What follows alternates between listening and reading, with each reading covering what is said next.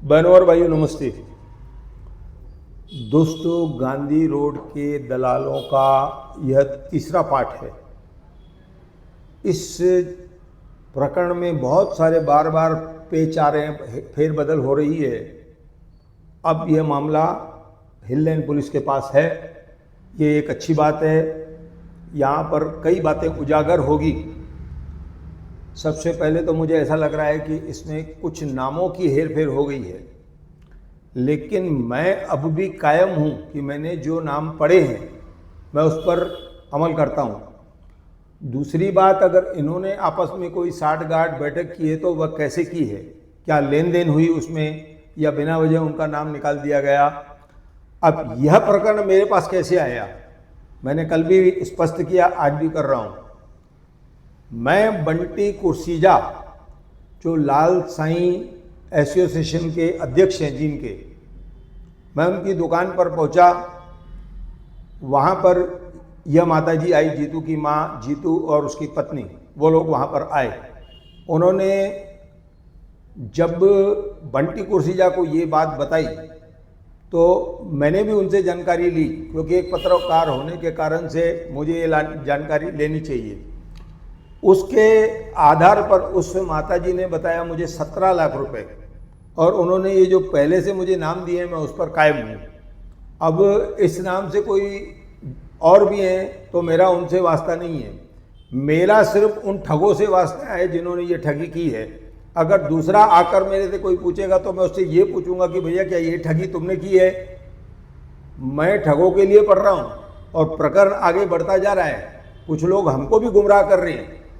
सबसे पहले माताजी ने जो नाम दिए, विजू, मुकेश, चंदन कल्याण वाला, और इसमें हरिदास का नाम बाद में आया हमारे पास।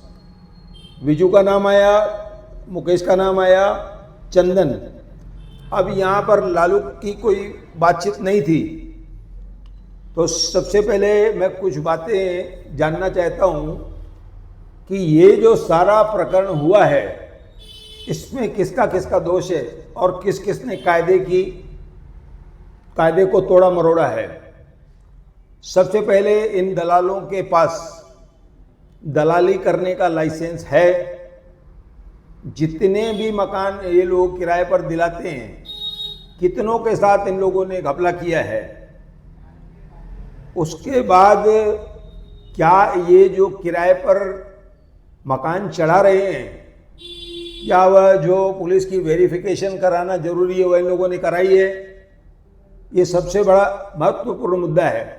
अब उसके बाद एक और महत्वपूर्ण मुद्दा ये है कि मेरे पास, मैंने बैंक से फ्लैट लिया है और मैं किस्त नहीं भर सकता हूँ। ये प्रकरण ऐसे हुए हैं, सब एग्रीमेंट तक हो गई है बैंक को बिना बताए, पुलिस को बिना बताए करके। वो सब उनका अंदर का मामला है, अंदर उन लोगों ने छुपा कर रखा है। तो सबसे पहले तो ये जो लड़का है जीतू, ये 4-4, 5-5 बार या कितनी बार फंसा है आखिर। अब ये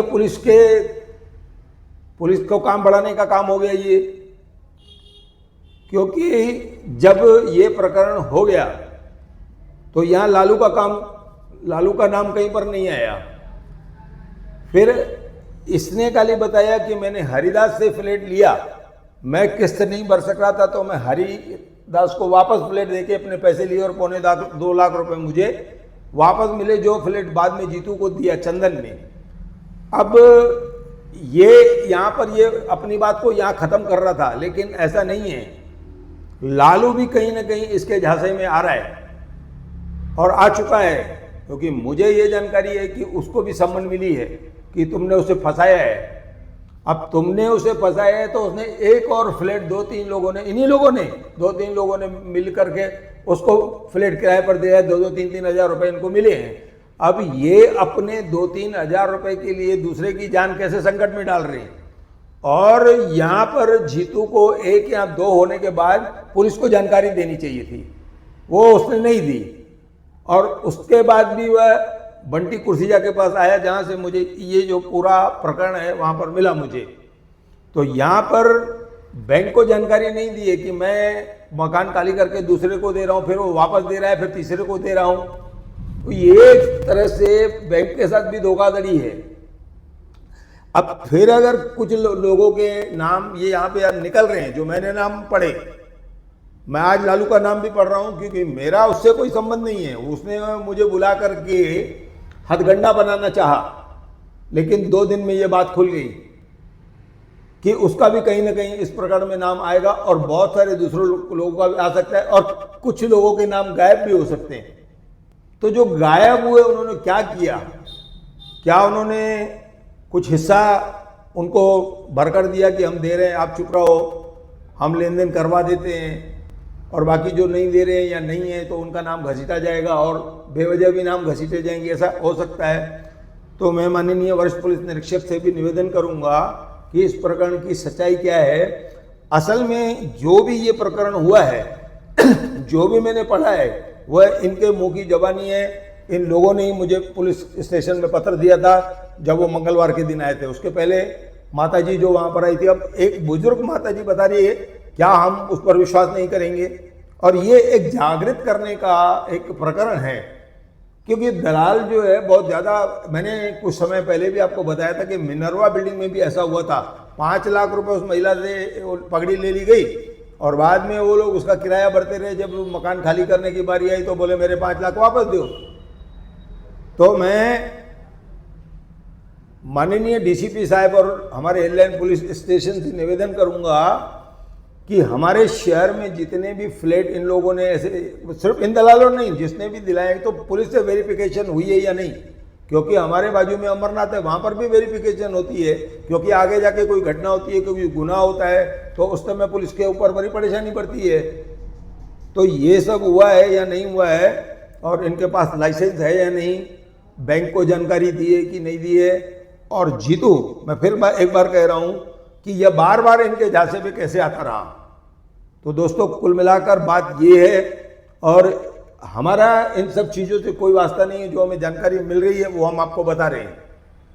तो कुल मिलाकर अभी तक ये जो है, अब लालू पर भी संकट आ गए हैं और बहुत सारे लोग और फंस भी सकते हैं, निकल भी सकते हैं इसमें से, क्योंकि जिसको जिसको हिसाब हो जाएगा वो बाजू अड़ते जाएगा। तो ऐसा ना हो, मैं पुलिस से निवेदन करता हूँ कि ऐसी प्रक्रिया ना हो। जो नाम नहीं दिए इन लोगों ने, उनसे पूछा जाए कि वो नाम क्यों नहीं दिए जो उस माता जी ने हमको नाम दिए। ऐसा कहकर मैं धन्यवाद कहता हूँ।